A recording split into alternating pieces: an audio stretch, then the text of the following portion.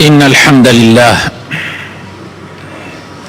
نحمده ونستعينه ونستغفره ونستهديه ونعوذ بالله من شرور أنفسنا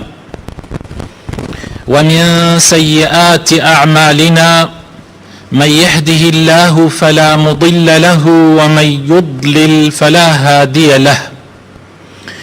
وأشهد أن لا إله إلا الله وحده لا شريك له، وأشهد أن محمدا عبده ورسوله. يا أيها الذين آمنوا اتقوا الله حق تقاته ولا تموتن إلا وأنتم مسلمون. أما بعد، فإن أصدق الكلام كتاب الله، وخير الهدي هدي محمد صلى الله عليه وسلم، وشر الأمور محدثاتها، وكل محدثة بدعة، وكل بدعة ضلالة، وكل ضلالة في النار. برایانی خۆشەویستم، خوشکانی بەڕێز، سلامی خوا لە هەموو لایەکتان بێ. داواکارم لە خوای پەروەردگار بۆ خاتر ناوە جوانەکانی خۆی بارانی ڕەحمەتمان بۆ ببارێنێ، وڵاتمان لە تینوێتی دەربکا و خوای پەروەردگار خێر و بەرەکەتی خۆی بڕژێنێ بەسەر خاک و نیشتیمانمانە. خۆشەویستەکانم، پێغەمبەری ئازیز و خۆشەویستم و خۆشەویستی هەمووتان لە فەرمایشتێکە کە ئیمامی مسلم لە ژمارە 5162 بە سەنەدی خۆی ئەیگەڕێتەوە لە مستەوردی قەڕقەڕەشی کە ئەصحابەی پێغەمبەر بووە صلی الله عليه وسلم. خوای گەورە لە ئەویش ڕازی بێ، ئەفەرمێ لە مەجلیسێکە دانیشتو بوو کە عەمری کوڕی عاسی سەحابەی پێغەمبەری تیا بوو، کە عەمر زۆربەی جار کاربەدەست بووە لە وڵاتی ئیسلامە. فەرمووی گوێم لە پێغەمبەر بوو صلی الله عليه وسلم، فەرمووی تقوم الساعة والروم أكثر الناس. فەرمووی کە قیامەت هەڵەسێ، ڕۆم لە هەموو خەڵکی زۆرترن لەسەر زەویە. کاتێک قیامەت هەڵەسێ، ڕۆم لە هەموو خەڵکی زۆرترن لەسەر زەویە. ڕۆمیش مەبەست پێی ئەوانن کە لە وڵاتانی ڕۆژئاوا ئەژین و شوێنی زیاتر شوێنی دیانەتی مەسیحی کەوتون، نەسڕانین، ئەگەر چی ئێستا لایان داوە لە ڕێبازەکەی مەسیح عەلەیه السەلام، بەڵام لە ئەسڵا شوێنی ئەو کەوتون و بەناوی ئەوەوە ناویانراوە. ئێمە پیان دەڵێن نەسڕانیەکان ئەوان لە هەموو خەڵکی زۆرترن کاتێک کە قیامەت هەڵەسێ.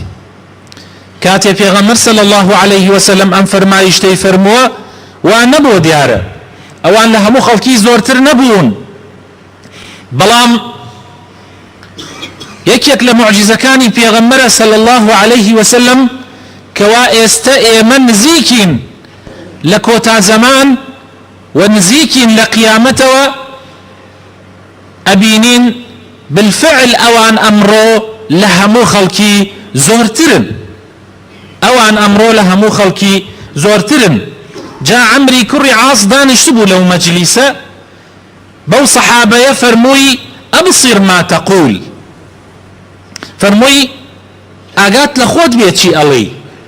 یعنی تۆ شتێک ئەڵێی شتەکە زۆر گەورەیە. ئایا تەئکیدی کە پێغەمبەر صلی الله عليه وسلم وای فەرمووە، قال المستورد أقول ما سمعت من رسول الله صلى الله عليه وسلم. من شتێک ئەڵێم کە خۆم گوێم لێ بووە پێغەمبەر فەرموویەتی، زۆر بە دڵنیاییەوە فەرمایشتی پێغەمبەرتان بۆ ئەگەڕمەوە. جا عەمری کوڕی عاسیش خوای لێ ڕازی بێ فەرمایشتێکی زۆر گرنگە فەرمێ و زۆر پێویستە ئێمە تیاڕامان بکەین لە فەرمایشتەکەیە. فرمووی لئن قلت ذلك إن فيهم لخصالا أربعة. فرموي ما دام توا ألي وأفرمي لبيغمر وبيستوما صلى الله عليه وسلم ديار بيقومان أو بو چوار صفتي قرنق أقريت وكلا أو قوم يا هي بويا أوان أبن بزوريني خلق بويا دصلاتي شان أكيوت سرح مو دصلاتا كان بويا أمرو أمريكا زالة بسر دنيايا بويا بريطانيا زالة بويا فرنسا زالة بويا أوان زوريني خلقين لبر أويك شوار صفات أنتيايا لأصلا صفات إيمان داران ومسلمانانا لأصلا جوانترين صفات كان كبيويس لهمو مسلمانيك هبه بلان بداخوا لأمتي محمد صلى الله عليه وسلم أو صفاتنا زور كذا لتاك كان هيا بلان لكو ملقايا بكمي أي بيني بلان لناو أوان صفتك زال لكو ملقاكيانا بويا أوان أبن با زوريني خلقي لبيش قيامت صفات كان دانا دانا أي جميري وأفرمي يك إنهم لأحلم الناس عند الفتنة أي إنهم لا ينفعلون حتى لو كانت الدنيا مشتعلة من حولهم. قوم يكن زور خراقروا بصبر لكاتي فتنة وآجاوية هلاتشن لكاتيك كتوشي مصيبتك ببي دنيا توشي آجاويك ببي أوان هلاتشن وزور خوغرن وآرامگرن اگر همو دنیا بدوريانا بسوتي اوان خوغرن خويان اگرن وبير اكنوا وعقل بكار دينن نك عاطفة صوص زور مهمة اما برا برزا كانم ايمي مسلمان زور بيوي سوابين خوي قول القرآن او وندأ فرمي لكوتاي او آياتاني بيمان راقيني أفرمي إن في ذلك لآيات لأولي الألباب لقوم يعقلون لقوم يتفكرون أم آياتان من بو كدا أبيزين بو خاون عقلكان بو أوانيك كبير أكنوا بو أوانيك تيا فكرن بو أوانيك رامين لشتكان أما صفتي إيمية بلام لإيمية بتايبت لكم القامة لجماعة كان ما نزور كما والزور بي جاريش اما بصوص بعاطفة حكمكين وهنقاو امين نك بعقل بويتي اكوين زور بي جار عاطفة وصوص من ظالة بسر عقل وجير مانا كاتي امانة كاريك بكين زياتر بصوص ايكين بحماسة ايكين بلام عقل بكار نايرين سرنجامي ام كارمانا شي ابي امام قيانة كوي او بكارنا يعني بويا تيأكوين بويا زور بي جار تيأكوين جاء والزور قرنجة اما صفتي كما كلا اوانا هي صفتي دهم كعمري كري عاص خوالي الرازيبي باسيكا كلا روما هي وواي كردو اوان ببن بزوريني خلقي واسرعهم إفاقة بعد مصيبة أي ينهضون بسرعة من أي كارثة تصيبهم بينما باقي الشعوب تأخذ وقتا طويلا. يعني زو قوم يكن زو هل أسنى ولا باش شكست زو هل أسنى ولا باش هر شكستي كتوشيان أبي هر شكستي كتوشيان أبي يكسر هلاص نوا نوك بخون نوك تيابتشن نوك وين بروخي دي أما أبي لإيمان دارانا زياتر هبي أبي لمسلمانانا زياتر هبي أبي مسلمانان أو كسانة بن كنابي وريان بروخي شو كتو باورد بقيامته هر كاريك أنجام يدي لبيناوي خوايا أيكي بتماي پاداشتي قيامتي بۆیە ئەگەر شکستیشت هێنا نابێ بڕۆخێ، نابێ ورد بڕۆخێ، نابێ ئیتر وات پێ بێ نەتوانی هەڵسیتەوە. بەڵام بەداخەوە مسلمانان زۆر درەنگ هەڵەسنەوە، زوورەیان ئەڕۆخێ، ئەوان لە پێشی ئێمەون، لەبەر ئەوەی زوو هەڵەسنەوە زوو فریای خۆیان ئەکەون، نایەڵن شکستەکان ئەژنۆیان بشکێنێ، نایەڵن شکستەکان تەفریقە و دووبەرەکی لە نێوانیانە بناتەوە، لە دوای شکستەکان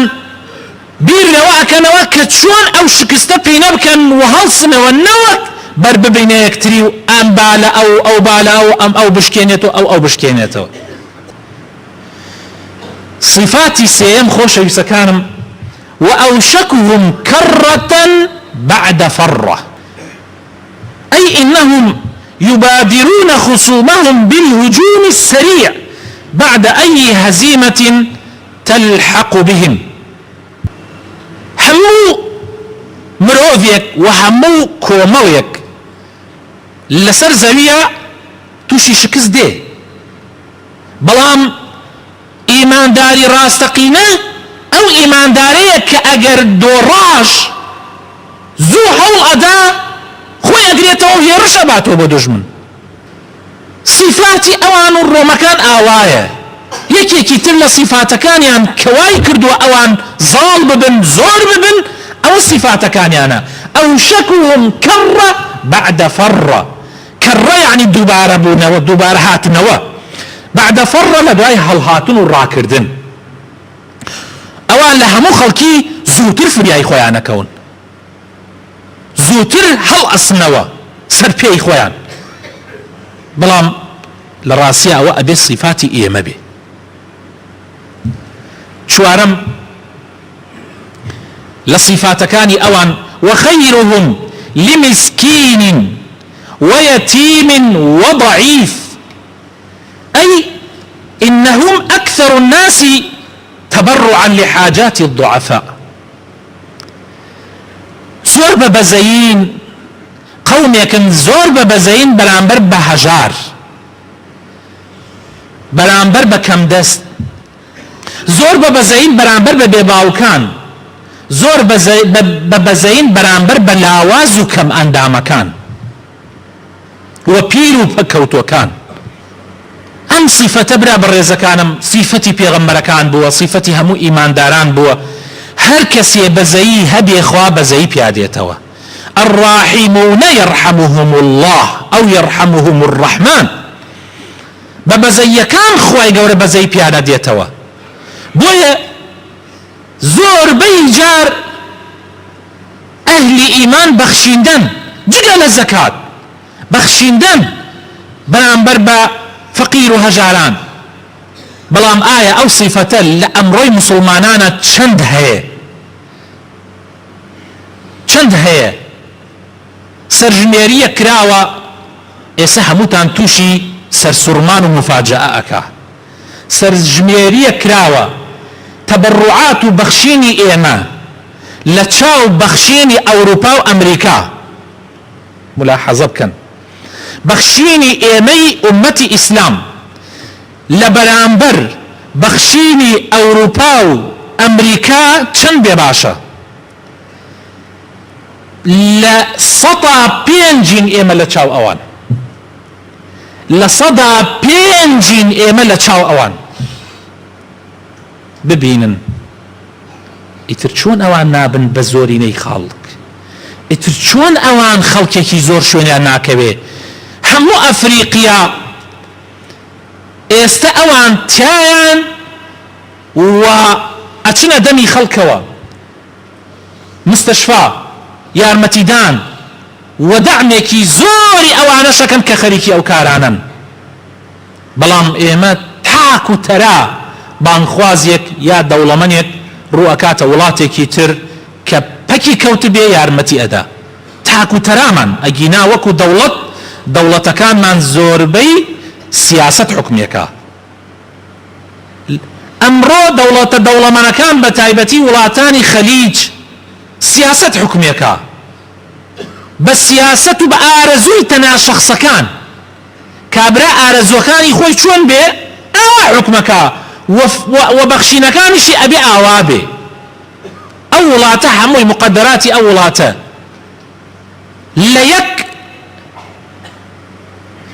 ليك عقدا كلقل أمريكايا أي بسي سعودية 110 مليار دولار 110 مليار دولار عقديك أكاب بوت سندني تشك خوشتان أزانن تشكي ولاتاني إسلام لأخيرا تشي بسرده تشكي صدام ماندي تشكي حافظ أسد بشار أسدي كل مان بيني تشكي قذافي مان بيني لأخيرا أو تشكا أجر نبيت سوتمنيو أجر نبيت غنيمة ودسكوتي دجمنان بكار ديبو كشتني ملتك اي خوي بكار ديبو كشتني ملتك اي خوي 110 مليار ميزانيي شوينك وكو كردستان بأو بري دزي وغندري وحموش تكاني كردستان وكأكرا 10 ساڵ 11 ساڵ میزانەی خۆمانە بۆ ساڵەکان ئەو ساڵانەی کە 2011 و 2012 چۆن ئیتر ئەخوریا لە هەموو لایەکەوە ئێمە میزانیەکەمان 11 ملیار دۆلار ساڵانە دەی لە یەک عەقدا لەگەڵ ترامپە بە یەک سەردان 110 ملیار چەک ئەکڕێ على ئەساس ئیتر ئەوە بەناو چەکۆیە ئایا چەک خۆ ئەگەر حتا چەکیش بێ 110 ملیار ئەبێ سعودی عەرزی سعودیەکەشی بێتە چەک ئیتر بیری لێ بکەنەوە طبعا ئەمە نەک بەس سعودیە طبعا قەتەریش وایە ئێستا ئەو هەموو کێشەی لە بینی قەتەر و لە بینی سعودیە و ئیمارات ومانە بۆ نێراوەتەوە بۆەوەی ئەم چەک بسێنێ ئەو چەک بسێنێ ئەم چەک بسێنێ ئەو چەک بسێنێ لە ئاخیریشا چەکەکە ئەبێتە دەستکەوتی ئەوان یا ئەسووتێنرێ یان بەکاری دێنن بۆ سەرکوتکردنی ملەتەکەی خۆیان سیرکەن بەڵام ئەوان زۆر جار ئەبەخشن بە تایبەتی ملەتیان زۆر بەبەزین بەرامبەر بە هەژاران بەرامبەر بە بێباوکان بەرامبەر بە کەم ئەندامان بەڵام لە وڵاتانی ئێمە کەمترین ئاور لەو چینانە ئەدرێتەوە کەمترین ئاور یعنی 30,000 دینار ئەدرێ بە یەتیم یان پارەیەکی کەم ئەدرێ بە کەم ئەندامان ئەویش جاری وایە دەمانگ ئەو پارەیە نادرێ ئەوە فەقیر و هەژار لەسەر ئەو جەعدە سواڵە کارچی بەسەر هادێ بەسەر هادێ و یعنی ئاوا وڵاتانی ئیسلام ئاوایە بەڵام لە وڵاتانی ئەوان ئەگەر هەر کەسێ و هەر عایلێ یەک کەم ئەندامی بێ ئیتر ئەکەوێتە ئیسراحەتەوە چونکە هەموو عایلەکە ئیتر بەسەر ئەوە ئەژی ئەوەنە یارمەتی ئەدرێ سیرکن برا بەڕێزەکان ئەبێ ئاگامان لە خۆمان بێ کە ئێمە لە چیا ئەژێین و ئەو سیفاتانەی ئێمە کێ بردوێتی کە خۆی حەقە هی ئێمە بێ و تەماشاکەن چەندین ئاەت لە قورئانە و چەندین حەدیثی پێغەمبەر صلی الله علیه وسلم لەسەر ئەم بوارە هاتووە بەڵام بەداخەوە مێژوونووسێکی کورد ئەیگەڕێتەوە ئەڵێ لە زمانی سەدام حوسەینە لە ساڵەکانی هەشتاکان سەدام ناردی بە شوێن ئەوانەی کە زانان لە بواری مێژوونووسیە لە بواری تاریخە ئەڵێ ئێمەش ڕۆیشتین منیش ڕۆیشتم ئەڵێ بان کرابووم یعنی ئەمیش بان کرابوو ئەڵێ لە هۆڵەکەی سەدامە دانیشتو بووین سەدام پرسیارێکی لێ کردین وتی من بۆ ئەوە ئێوەم کۆ کردوێتەوە تا پرسیارێکتان لێ بکەم بزانم ڕەئی ئێوە چییە حکومەتەکان بۆ ئەڕۆخێن حکومەتەکان بۆ ئەڕۆخێن دەسڵاتەکان بۆ ئەفەوتێن یا جەماعەتە یەکێک قسەیەکی کرد یەکێ وتی لەبەر ئەوە ئەڕۆخێن خیانەت ها لە ناو ریزی با بڵێن هێزەکانیانە یەکێ وتی لەبەر ئەوە ئەڕۆخێن قووەتەکەی بەرامبەر بەهێزترە یەکی هەرێکی شتێکی وت ئەڵێ سرە گەیشتە من ڕووی کردە من و زانیشی کوردم ئەڵێ زۆر بە وردی گوێی لێ ئەگرتم ئەڵێ وتم قوربان مەسئلەکە من بە یەک نمونە جواب دەدەمەوە وتی فەرموو ئەڵێ زۆر بە وردی گوێی لێ ئەگرتم ئەڵێ وتم لە سەردەمی تاتار و مەغولە هاتن بەغایان داگیر کرد طبعا تاتار و مەغول جێشێکی زۆر هین بوون هات دەوڵەتی ئیسلامیان داگیر کرد بەغاش پایتەختی هەموو ئەم دەوڵەتانەی کە ئێستا 50 ئەوەنە دەوڵەتە یەک پایتەختی هەبوو کە پێی وترا بەغا هاتن داگیریان کرد یان وڵاتەکان داگیر کرد هەر هەمووی کە هاتن بەغایان داگیر کرد لە ژێر زەمینەکانە خەزیێنەیەکی زۆر لەناو قەسری کاربەدەستەکانی ئەو کاتە پارەیەک و ئاڵتون و گەوهەر و مجەوهەراتێکی زۆریان دەرهێنا ئەڵێ قائیدی جێشەکە سەیری کرد و ئاوا سەرێ لە قاموتی وەڵاهی زۆر سەیرە ئەی خۆ ئەم هەموو پارە و پولە ئەم هەموو خەزیێنەیە ئەگەر بدرایە بە ملەت و بدرایە بە سەربازەکان سەدەها ساڵی تر ئێمە نەمانەتوانی بگەینە ئەیرە بەڵام کێشە ئەوەیە ئەمان خڕێکن لە پاشان خۆشیان نایبن ملەتیش بە برسێتی ئەمێنێتەوە بۆیە ملت تااقەتی شەڕی نامێنێت تااقەتی بەرامبەری دژمنی نامێنێت لەبەرەوە ئەستەکە کۆمەڵێک ئەیخۆن و کۆمەڵێکی لە خوارە تااقەتیان نامێنێت بەڵام ئەگەر دادپەروەری لە نێوانی خەڵکا بێ ئیتر ئەو کاتە هەموو کەسێک ئەم وڵاتە بەهی خۆی ئەزانێ و دیفاعی لێکا و خوێنی خۆی لە پێناویان ئەڕێژێ ئەڵێ وتی قسەکە زۆر جوانە بەڕاستی ئەمە قسێ و ئەمە جێی خۆیەتی پاشان عەمری کوڕی عاسە فەرمێ وخامسة حسنة جميلة ئەمجا شتێکی تریشم یاد کەوتەوە کە پێنجەم دەنکیانە کە زۆر مهمە و گرنگە تەماشاکەن حتا بەم شێوە وەسفێکە ئەڵێ حسنة جميلة وأمنعهم من ظلم الملوك أي إنهم لا يسمحون لملوكهم أن يستمدوا ويطغوا بل يواجهونهم ويمنعونهم من أن يظلموا شعوبهم قوم يكن بينجم صفتيان نايلن ملكة كانوا باشا كانوا كاربدست كان ستميان ليبكا مجال نادن کاربەدەست بە کەیفی خۆی بکوش ببڕبێ مەجال نادرێ هەموو وڵات داگیرکان و خەڵکی تریش هەموو چۆسا بێتەوە مەلیک خاوەنی هەموو ئەرزە و هەموو خەڵکەکەیەتی بکوش ببڕ خۆیەتی ڕئیس وایە لە وڵاتانی ئێمە ئەگەر ڕئیس شتێکی بەسەرا بێیان بکرێتە حاڵەتێکە هەموو عالەمە نیە چونکە ئەوەنە تەقدیسی پێدراوە سوژدەی بۆ ئەبەن ملی بۆ کەچەکەن خوانەکەن بە قوربانی إذا قال صدام قال العراق ئەگەر سەدام وتی عێراق وتی ئەم ملەتە بۆیە هەر شایستەی ئەوەیە ژێر دەسەبی چی پێ نەکرد سەدام بەڵام هەر ئەو إذا قال صدام قال العراق باش لەوانەیە ئێستا ئێوە بڵێن ئەخرە و زاڵمە دەسڵاتی هەیە قوتي هي أي باشا براكم يعني أو كابرايك نفرة أجر أو خلقة نبن بحماية ونبن بياو كوجي أو نبن بجماعتي أو نبن بماساوتي أو نبن بوزير وبدكسر دس دايري أو إخوانيك نفرة شيء كهمو ما نكوجي بلام إيه ما خوان أبين بكلكي أو خوان أبين واكين قومك خواني بياتشو سينوا لەبەر ئەوە برا بەڕێزەکان لە وڵاتانی ئێمە کاربەدەستان هەموو شتەکان ئەگرنە دەست بەڵام لە وڵاتانی ئەوان وانە وڵاتانی ئەوان کاربەدەست مۆزەفێکە تەنیا پاسکیلێک سواری پاسکیلەکە بێ و ئەبێ بڕاتەوە پاسکیلیش هەنێکیان ئیسا بینیتانە ڕئیس وزەرای هۆڵەندا تەنیا پاسکیلێکی بە تەنیا ئەگەر ڕێتەوە بۆ ماڵەکەی خۆی وە پاسکیل دێت بۆ دەوام مۆزەفێکە وەکو من و تۆ مۆزەفە بۆیە ناتوانێ هەموو مخدراتی هەموو واریداتی هەموو قوتی ئەو ملەتە بخوا لەبەر ئەوە خۆشەویستەکانم زۆر گرنگە ئەم سیفاتانە لە ئێمەی موسڵمانە هەبێت یعنی ئەسڵەن برا بەڕێزەکانم پێویستە تۆ هەموو جارێ بە زاڵم و بەستەمکار نەڵێ ئامین ئەو هەرچی بڵێ هەر لەبەر خۆی ئەو کار بەدەستە هەموو شتێک ئەو بیلێت و بڵێ و خۆی لێبێ بە حەق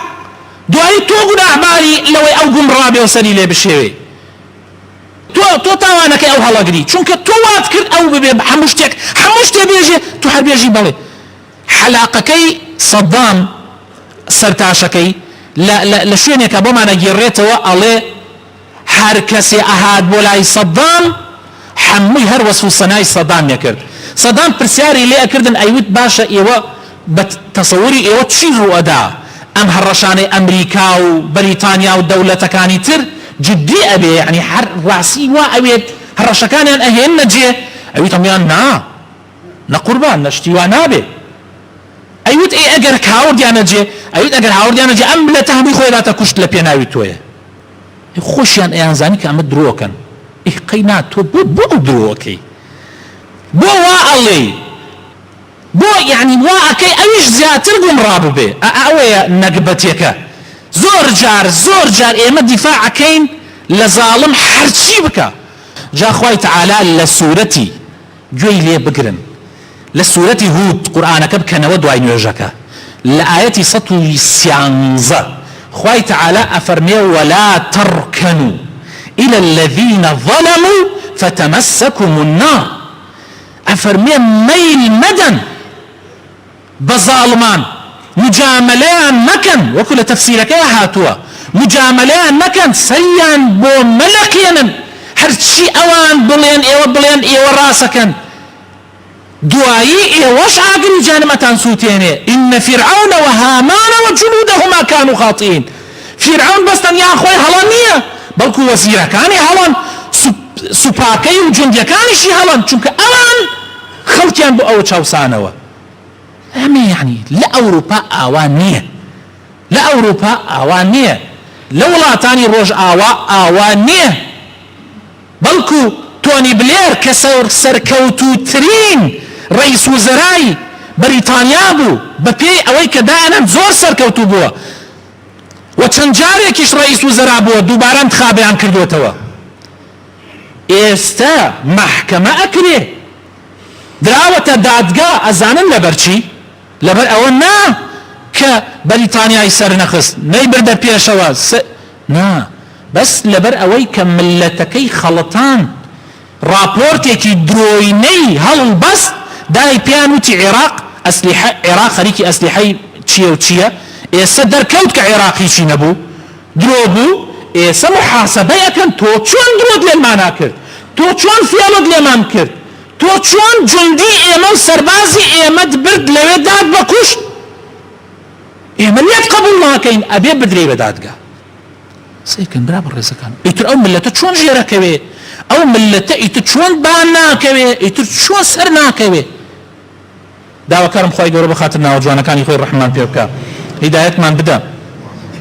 ايمان من سلامتك يا ربي خويا لو كسانه بين كحردم حق بيج ابين يا ربي لو كسانه بين كحردم بال بشتي مظلومان ابين يا ربي خويا بو خاطرنا وجوانا كان يخود لو انا ما نجري لا ابينا ولا الربازكي تو الربازكي بيغمركات يا ربي خويا اصلاحي حال من بكي كردستان من محفوظ كي لهمو بلا مصيبتك لهمو فتنه واجاويك يا ربي خويا بو خاطرنا وجوانا كان يخود بو خاطر اسمي عظم يخوت يا رب العالمين رحم با مردو كان من بكي شفاي نخوشكان من بدي يراوكان من درباز بكي بتايبتي اوانيك داواي دعاي خيريان لكردين يا ربي خويا رحم با گنج جوانكان من بكي جياني هاو سرايتي باكو خاوينيان بنصيب بكي يا ربي خوايا بو خاتمنا وجوانكان يخوت اواني فقير وهجاران اواني بباوكن اواني كلاواز وكم اندام خوايا بزيتيانا بيتوا يا ربي خوايا بو خاتمنا وجوانكان يخوت بو خاطر اسمي عظم يخوت لباش همو شكستيك لباش او شكستيشي بسر معنا هاتو يا رمتي من بدي زهل سينوا يا ربي خوايا كردستان من سر بخي يا ربي خوايا نيلي دسي هيج ظالميك بسر امولاتي ايما مسلط ببي يا رب العالمين آمين آمين